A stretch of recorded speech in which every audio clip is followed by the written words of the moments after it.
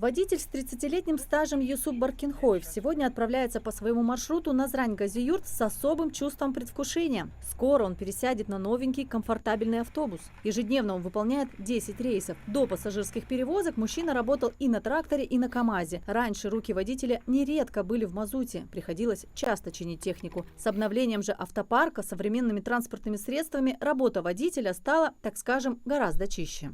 Даже очень рад даже. Для людей удобно, они хороший автобус, приятно даже. Раньше день работы, 2 дня под машиной в мазуте. Сейчас на белой рубашке, галстуке нормально. Новым автобусам, как отмечают водители, присущ европейский стиль. Кроме кондиционера, в салоне есть камеры с возможностью сохранения видео, валидатор, система безналичной оплаты, система подсчета пассажиров, тахограф и система ГЛОНАСС. А главное, новые машины более вместительны. Сразу 43 пассажира могут свободно вместиться в каждом новом автобусе. Для 25 из них установлены сиденья. Здесь большие хорошие площадки, 24 сидячих места. Автобус очень комфортабельный, хороший. Есть в летнее время можно будет включить кондиционер. Кондиционеров как такого у нас здесь не было. Даже об этом только могли мечтать. Крайний раз парк общественного транспорта в Ингушетии обновлялся совсем недавно, в 2024 году. Тогда республика за свой счет приобрела сразу 78 автобусов малого класса. Однако со временем стало понятно, что 18 мест в каждом транспортном средстве на межмуниципальных маршрутах недостаточно. При личном участии главы республики и поддержке первого заместителя председателя правительства России Дениса Мантурова удалось для региона получить разовую финансовую помощь из резервного фонда федерального бюджета в размере 250 миллионов рублей на приобретение новых, более вместительных автобусов среднего класса. Мне жители Галашка, или Олками, или Зязик-Юрт, такие села, далекие, куда от центра Назрани, Нагаса, они говорили, очень сложно доезжать.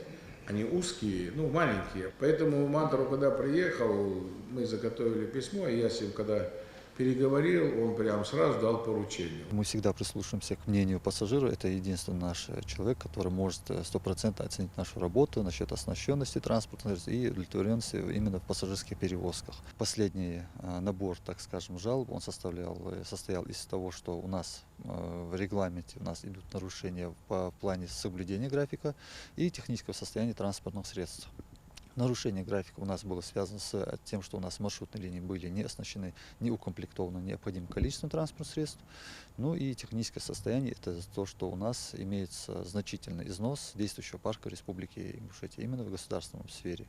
Поэтому было принято решение обратиться в соответствующие инстанции, провести необходимые мероприятия, дабы сделать так, чтобы удовлетворить потребность, найти выходы в плане обновления парка транспортных средств. Новые автобусы будут курсировать по загруженным маршрутам, включая пригородный район Северной Осетии и отдаленные районы Ингушетии. Жительница села Дачная Роза Яндиева не скрывает эмоций от только что сообщенной ей новости о новых автобусах. Сетует, что из дома вышла в 9 часов утра и только ближе к обеду доберется до пункта своего назначения в Назране. Пересадки и долгое ожидание маршруток занимает много времени. Роза Исаевна верит, теперь жителям пригородного района будет проще добираться до пункта назначения. Я сейчас прямо на 7-м небе взлетела от того, что нам прислали автобусы. Это очень хорошее дело. Потому что некуда больше деваться. Нужда сильная. Дети едут на такси приезжать. Почему? Потому что такси 500 дох, 600 дох. Зарплаты такой большой нету. На работу ходят, в учебу ходят, масады. Есть женщины ходят. Кушать надо, жить надо. Автобус обязательно нужно. Ежедневно на маршруты по всей республике с автостанций выезжает 150 автобусов. Примечательно, что весть об обновлении автопарка очень быстро разлетелась в водительской среде. И на предприятие хлынул поток желающих трудиться на благо пассажиров. Благодаря обновлению автопарка нашего к нам обратились огромное количество новых сотрудников, таких как водители, слесаря.